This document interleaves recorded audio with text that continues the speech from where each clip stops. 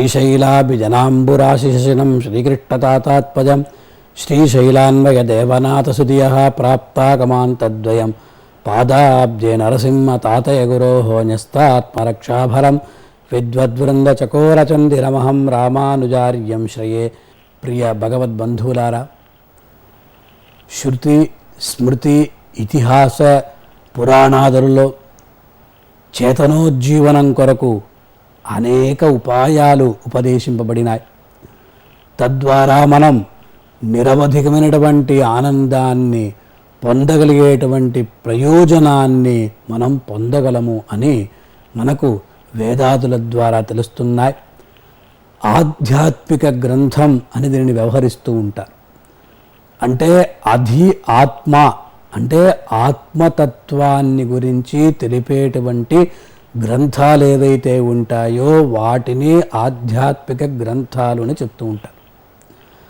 తద్వారా ఆ దేవదేవుణ్ణి పొందేటువంటి ఒక ఉపాయాలను మనం తెలుసుకోగలుగుతాం. కనుక అటువంటి ఉపాయాలలో మనకు విశేషంగా ప్రస్థానత్రయమైనటువంటి గ్రంథాలు ఉన్నాయి.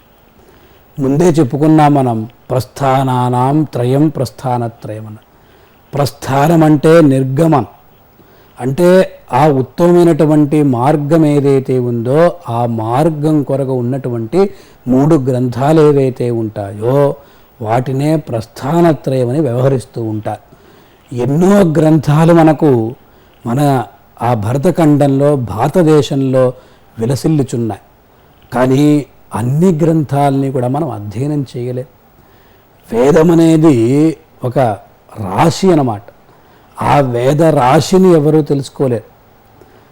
అందువల్ల ఆ వేదాల్లో ఉన్నటువంటి తత్వార్థాల్ని అంతటినీ కూడా విశేషంగా తెలుసుకోవాలంటే దానికి ఈ జన్మ చాలదు.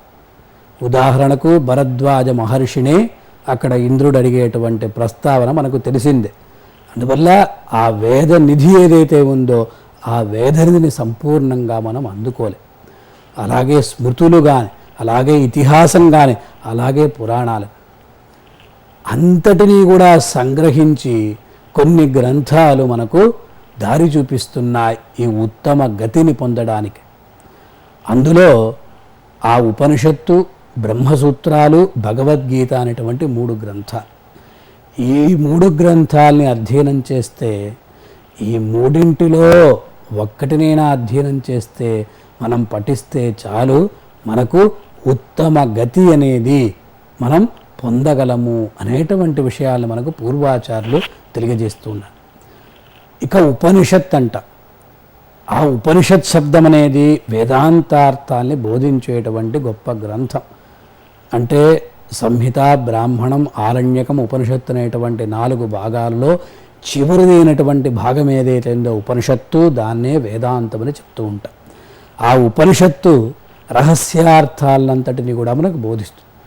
ఆ ఉపనిషత్తును మనం అధ్యయనం చేయాలంటే, అంటే లోకంలో సామాన్య శాస్త్రాలు అలాగే విశేష శాస్త్రాలని కొన్ని ఉన్నాయి. అందులో ఆ ఉపనిషత్తు అనేది విశేష శాస్త్రం. శాస్త్రం అంటే అక్కడ శాసించినది అని అర్థం, తెలియజేసినది అని అర్థం, బోధించినది అని అర్థం. సద్విషయాలని, మంచి విషయాలని బోధించేటువంటి గ్రంథాలు ఏవైతే ఉంటాయో వాటినే మనం ఉపనిషత్తుగా కూడా చెప్పవచ్చు. అలాగే రహస్యమైనటువంటి అర్థాన్ని బోధించేటువంటి గ్రంథాన్ని కూడా మనం ఉపనిషత్ అని చెప్పవచ్చు. ఈ ఉపనిషత్తు మనకు దాదాపు 108 ఉపనిషత్తులు ఉన్నాయి. అష్టోత్తర శతోపనిషత్తులు ఉన్నాయి. అందులో దశోపనిషత్తులు మనకు చాలా ముఖ్యం.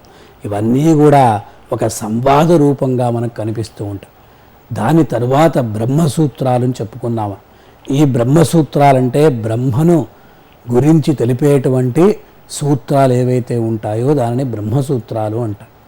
సూత్రం అంటే ఏమిటి? మనం అనుకునేటువంటి దారం కాదు అక్కడ. సూత్రం అంటే అల్పాక్షరం, అసందిగ్ధం, సారవత్, విశ్వతోముఖం, అస్తోభం, అనవద్యంచ సూత్రం సూత్రవిదో విదుహు అన్నారు. అంటే అల్పాక్షరం, అనల్పమైనటువంటి అర్థాలు ఉంటాయి కానీ అల్పమైనటువంటి అక్షరాలు ఉంటాయి. అలాగే చిన్న అక్షరాలని కాదు, ఆ అక్షరముల యొక్క పొందిక ఏదైతే ఉందో తక్కువగా ఉంటాయి. అంటే విశేష అర్థాలు ఏవైతే ఉంటాయో వాటిని సంగ్రహమైనటువంటి పదాలతో తెలియజేసేది అని అర్థం. అల్పాక్షరం, అసందిగ్ధం, సందేహం లేకుండా స్పష్టంగా తెలిపేటువంటి. సారవతి విశ్వతోముఖం, మంచి సారమైనటువంటి విషయాన్ని అంటే విస్తారంగా చెప్పకుండా సారవంతంగా తెలిపేటువంటిది. అస్తోమం అనవద్యం చ, నిర్దుష్టమైనటువంటి ఆ వాక్య ఆ విషయం ఏదైతే ఉంటుందో, వాక్య విశేషం ఏదైతే ఉంటుందో వాటినే సూత్రములు అంటారు. అటువంటి సూత్రాలు ఏవైతే ఉంటాయో మనకు ఆ సూత్రాల్ని ప్రతిపాదించేటువంటి గ్రంథాలని దర్శనాలు అని అంటూ ఉంటారు. దానికే శాస్త్రాలు అని వ్యవహారం.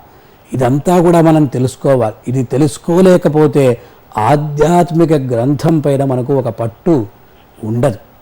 కనుక ఈ సామాన్య శాస్త్రాలు ఏమిటి అని ఒక్కసారి పరిశీలిస్తే దర్శనములోని వ్యవహరిస్తూ ఉంటారు.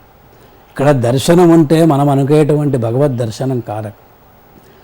దృశి ప్రేక్షణే ఇత్యస్మాత్ ధాతో నిష్పన్న దర్శన శబ్ద అంటే మంత్రద్రష్టలైనటువంటి మహర్షుల చేత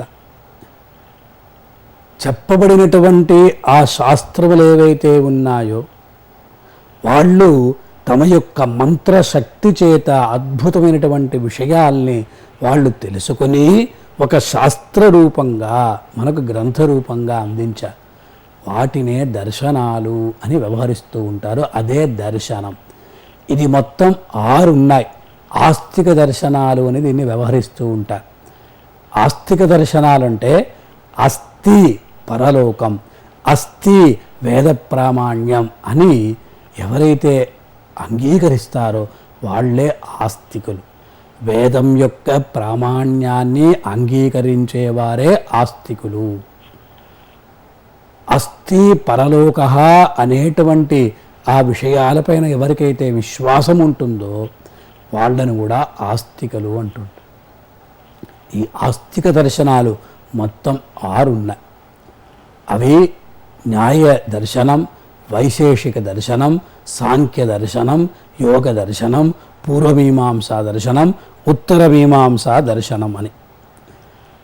ఒక్కొక్క విషయాల్ని పరిశీలిస్తే న్యాయ దర్శనం అంటే తర్కశాస్త్రం అని అర్థం. తర్క్యంతే ప్రతిపాద్యంతే ఇది తర్కాహ అని చెప్తూ ఉంటారు. అంటే ఈ న్యాయ విషయాన్ని తెలిపేటువంటి నీయంతే పదార్థాహ అనేన ఇది న్యాయ. అక్కడ చెప్తూ ఉంటారు పదార్థాలెన్ని. ఈ న్యాయంలో ఈ న్యాయ దర్శన ప్రవక్త, న్యాయ దర్శనం యొక్క రచయిత ఎవరు అంటే గౌతమ మహర్షి, అక్షపాదుడు అని అతను చెప్తూ ఉంటారు. అందులో ఏం చెప్తాడు? మొట్టమొదటిగా ప్రమాణ ప్రమేయ సంశయ ప్రయోజన దృష్టాంత సిద్ధాంత అవయవ తర్క నిర్ణయ వాద జల్ప వితండ హేత్వాభాస చలజాత నిగ్రహ స్థానానాం తత్వజ్ఞానాత్ నిశ్రేయస అధిగమ. ఈ షోడశ పదార్థముల 16 పదార్థముల తత్వజ్ఞానం ఎవరికైతే కలుగుతుందో అతడికి మోక్షం అనేది సిద్ధిస్తుంది. అన్ని దర్శనాలు కూడా మోక్షాన్నే చెప్తూ ఉంటాయి. కానీ దాని యొక్క ఉపాయాలు వేరు, వాటికి ఉన్నటువంటి సాధనాలు వేరు, వాటికి ఉన్నటువంటి ఆ మార్గాలు వేరు. కనుక న్యాయ దర్శనం ఈ విధంగా నిశ్రేయస అధిగమహాన్. ఇక వైశేషిక దర్శనం కణాద మహర్షి, కాణాదం పాణినీయంచ సర్వశాస్త్రోపకారకం అన్న రీతిగా కణాద మహర్షి దీని యొక్క ప్రవక్త. తర్వాత సాంఖ్య దర్శనం అన్నాం. ఈ సాంఖ్య దర్శనం యొక్క ప్రవక్త కపిల మహర్షి. ఎందుకు ఈ దర్శనానికి ఇటువంటి పేరు వచ్చిందంటే సంఖ్యాయంతే గణ్యంతే యస్మిన్ తత్ సాంఖ్యమన్న. అంటే 25 పదార్థ 25 తత్వాలు ఏవైతే ఉంటాయో ఆ తత్వాలను ప్రతిపాదించేటువంటి శాస్త్రానికే సాంఖ్యశాస్త్రం అని పేరు. ఇక్కడ ప్రకృతి కర్త్రీ పురుషస్తావత్ పుష్కర పలాశవత్ నిర్లేప అనే తత్వాన్నంతటిని కూడా సాంఖ్య దర్శనం ప్రతిపాద. తర్వాత యోగ దర్శనం అన్న. యోగ దర్శనం యొక్క ప్రవక్త పతంజలి మహర్షి. యోగ చిత్తవృత్తి నిరోధ ఈ సాంఖ్యయోగాలు ఒకదాన్ని ఒకటి ఆశ్రయిస్తూ ఉంటాయి. అలాగే న్యాయ వైశేషికాలు కూడా ఒకదాన్ని ఒకటి ఆశ్రయించి ఉంటాయి. ఈ యోగంలో యమ, నియమ, ఆసన, ప్రాణాయామ, ప్రత్యాహార, ధారణ, ధ్యాన, సమాధి అనేటువంటి అష్టాంగాలు ఉన్నాయి. అందువల్ల యోగం ద్వారా కలిగేటువంటి ప్రయోజనం అనేది మనకు స్పష్టంగా తెలుస్తుంది. తరువాత పూర్వమీమాంస దర్శనం. ఈ దర్శనం యొక్క రచయిత జైమిని మహర్షి. ఆ జైమిని మహర్షి 12 అధ్యాయాలతో 12 లక్షణి అని చెప్పిన రీతిగా ఈ పూర్వమీమాంస దర్శనాన్ని రచించాడు. మీమాంస అంటే పూజితార్థ విచార మీమాంస అన్నారు. పూజితార్థ విచార అంటే వేదంలో చెప్పబడినటువంటి యజ్ఞ యాగాదులు ఏవైతే ఉన్నాయో వాటి యొక్క ఆ విస్తారం, వాటి యొక్క ప్రయోజనాన్ని తెలిపేటువంటి గ్రంథమే పూర్వమీమాంస. ఆ గ్రంథం అథాతో ధర్మ జిజ్ఞాస అనే సూత్రం ద్వారా ప్రారంభింపబడుతుంది. చోదనా లక్షణార్థో ధర్మ వేద ప్రతిపాద్య ప్రయోజనవదర్థ ధర్మ అని ఆ ధర్మం యొక్క లక్షణాన్ని అనేక రకాలుగా ఈ దర్శనం అనేది ప్రతిపాదిస్తూ ఉంటుంది. తరువాత ఉత్తర మీమాంస అనేటువంటి దర్శనం, ఇది 6వ దర్శనం, చివరి దర్శనం, చివరి శాస్త్రం. దీనిని రచించిన వారు కృష్ణద్వైపాయనులు అనేటువంటి బాదరాయణులు అనేటువంటి వేదవ్యాస మహర్షి. ఇది కూడా సూత్రంలాగే ఉంటాయి. అందులో అథాతో బ్రహ్మ జిజ్ఞాస అని ప్రారంభించి అనావృత్తి శబ్దాత్ అనావృత్తి శబ్దాత్ అనేటువంటి సూత్రము ద్వారా దాదాపు 555 సూత్రాలు, 545 సూత్రాలను కూడా వ్యవహారం ఉన్నాయి. ఆయా సంప్రదాయాలను అనుసరించి సూత్రముల యొక్క గణన మనం చేసుకోవాలి. ఈ బ్రహ్మసూత్రాలకు 3 మహానుభావులు వ్యాఖ్యానాన్ని, భాష్యాన్ని అనుగ్రహించారు. శంకర భగవత్పాదులు, భగవద్రామానుజుల వారు, మధ్వాచార్యుల వారు. ఈ 3 భాష్యముల ద్వారా బ్రహ్మసూత్రం యొక్క ప్రాశస్త్యం అనేది అంతటా కూడా వ్యాపించినది. బ్రహ్మసత్యం జగన్మిథ్యా జీవో బ్రహ్మైవ నాపరహ అని శంకరాచార్యుల వారు ఒక తత్వాన్ని ప్రతిపాదించారు. ఆనాడు బౌద్ధమతం వ్యాపించి ఉన్నటువంటి సందర్భంలో శూన్యవాదం అనేది అన్ని చోట్ల కూడా వ్యాపించి ఉన్నటువంటి సందర్భంలో శంకర భగవత్పాదులు బ్రహ్మ సత్యం అనేటువంటి ఒక తత్వాన్ని, బ్రహ్మ అనేటువంటి ఒక పదార్థం ఉన్నది, ఏకమేవ అద్వితీయం అన్న రీతిగా ప్రతిపాదించారు. ఈ బ్రహ్మసూత్రాల్ని ఆధారంగా చేసుకొని చక్కటి భాష్యాన్ని అనుగ్రహించారు. తత్వమసి అని, ప్రజ్ఞానం బ్రహ్మ, అయమాత్మా బ్రహ్మ అనే ఉపనిషత్ వాక్యముల ద్వారా ఆ బ్రహ్మతత్వాన్నంత నిరూపించారు. వారి మతంలో బ్రహ్మసత్యం జగన్మిథ్య. తరువాత ఉన్నటువంటి వారు భగవద్రామానుజుల వారు. వారు ఈ బ్రహ్మసూత్రాలకి శ్రీభాష్యం అనేటువంటి చక్కటి ఒక వ్యాఖ్యానాన్ని మనకు అనుగ్రహించారు. అది కూడా ఎటువంటిది? భగవద్బోధాయన కృతాం విస్తీర్ణాం బ్రహ్మసూత్రవృత్తిం పూర్వాచార్యా సంచిక్షిపు తన్మతానుసారేణ సూత్రాక్షరాన్ని వ్యాఖ్యాస్యంతే అని ప్రతిజ్ఞ చేశారు. అంటే పూర్వాచార్యులు దేన్నైతే చెప్పారో దానిని నేను విశదపరుస్తున్నాను, కానీ తద్విరుద్ధంగా నేనేమీ చెప్పటం లేదు అని నొక్కి వక్కాడించారు భగవద్రామానుజుల వారు. అందులో వారి యొక్క మతానుసారం పూర్వోత్తర మీమాంసలు 2 ఒకటే. అంటే మొత్తం 20 అధ్యాయాలు ఉన్నట్టు పేర్కొంటున్నారు. కనుక అది కూడా అథాతో బ్రహ్మ జిజ్ఞాస అని ప్రారంభించి అక్కడ కూడా ఈ పూర్వమీమాంసలో ఉన్నటువంటి విషయాలంతా కూడా అధీత, సాంగ, సశిరస్క వేదస్య అధిగత, అల్ప, అస్థిర, ఫలకేవల కర్మజ్ఞానత అన్న రీతిగా ఇవన్నీ కూడా పూర్వమీమాంసా శాస్త్రంలో ప్రతిపాదించబడినటువంటి విషయాలంతా కూడా అక్కడ అల్పములు, అస్థిరములు. కనుక దాని కొరకు స్థిరంగా ఉండేటువంటి, అనల్పంగా ఉండేటువంటి విషయం గురించి మనం ప్రయత్నించాలని చెప్పి ఆ కర్మకాండం యొక్క వైభవాన్ని తెలుసుకొని అదంతా కూడా అశాశ్వతములే అని తెలుసుకొని తద్వారా మనం ఆ బ్రహ్మ జిజ్ఞాసను పొందాలి. కనుక అథాతో బ్రహ్మ జిజ్ఞాస అన్నారు. బ్రహ్మణో జిజ్ఞాస, బ్రహ్మ జిజ్ఞాస. శ్రీయప్పతి అయినటువంటి శ్రీమన్నారాయణుడే మోక్షప్రదాత అని ఆ బ్రహ్మ పదార్థాన్ని వ్యాఖ్యానిస్తున్నారు భగవద్ రామానుజుల వారు. అలాగే అనావృత్తి శబ్దాత్ అనే చివరి సూత్రంలో నిఖిలహేయ ప్రత్యనీక కళ్యాణైకతాన జగజ్జన్మాదికారణం సమస్త వస్తు విలక్షణ సర్వజ్ఞ సత్యసంకల్ప ఆశ్రిత వాత్సల్యేక జలధి పరమకారుణిక నిరస్త సమాభ్యతిక సంభావన పరబ్రహ్మాభిధాన పరమపురుష అస్తి అని నొక్కి వక్కాణించారు భగవద్ రామానుజుల వారు. అదే బ్రహ్మం.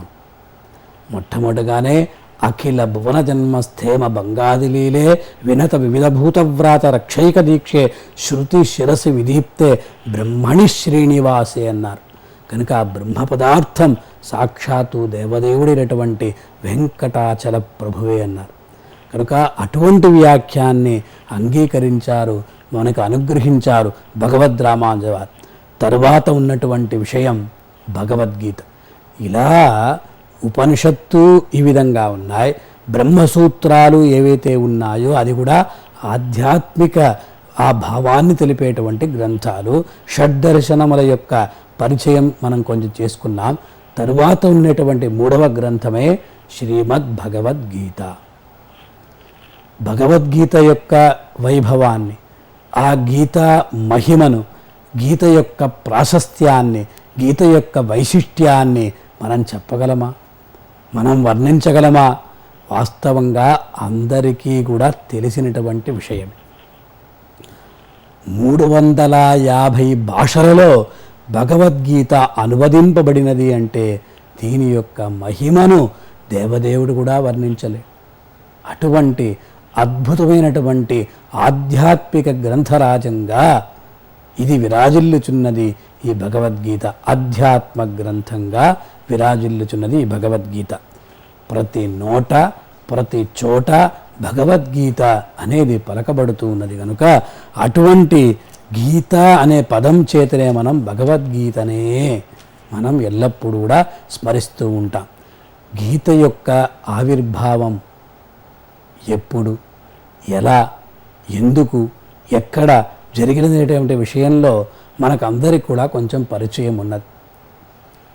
శ్రీకృష్ణ భగవానుడు అర్జునునికి యుద్ధభూమిలో ఉపదేశం చేశాడు. అదే భగవద్గీత అని మనకందరికీ తెలిసినటువంటి విషయం. ఇది ఎక్కడ ఉన్నది? మహాభారతంలో ఉన్నది. ఇదంతా కూడా మనం చెప్పుకుంటాం.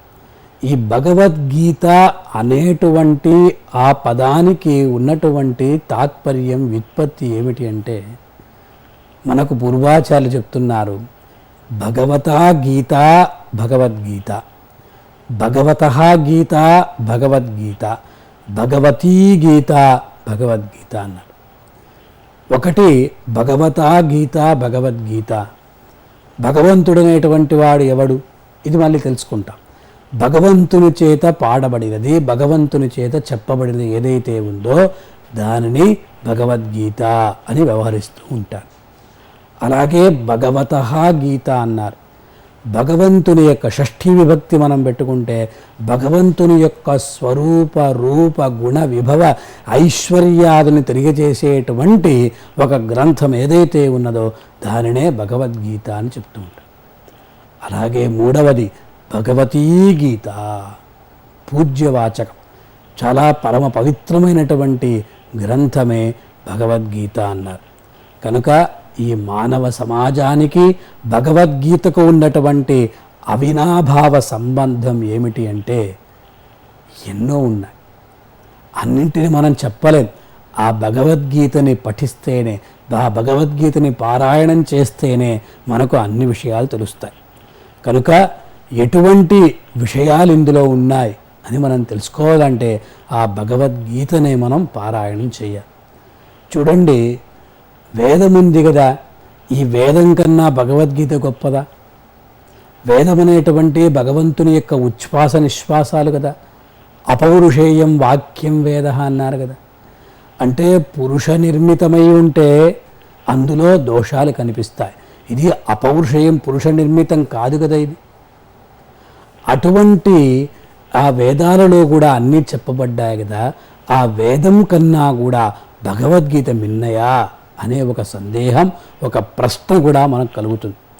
కానీ వాస్తవంగా చూస్తే ఇది ఒక గొప్ప గ్రంథం.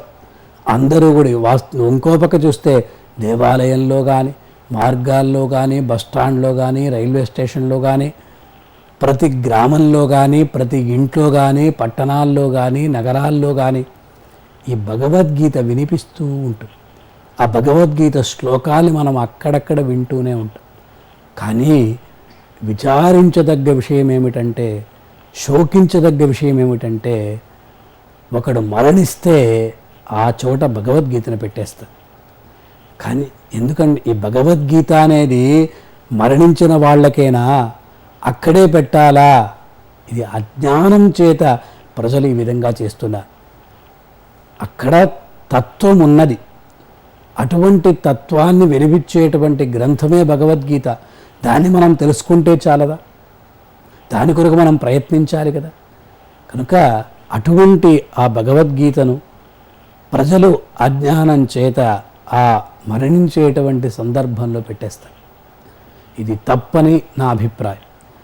ఒక పరమ పవిత్రమైనటువంటి గ్రంథం, ప్రపంచ శాంతిని నెలకొల్పేటువంటి గ్రంథరాజమే ఈ భగవద్గీత.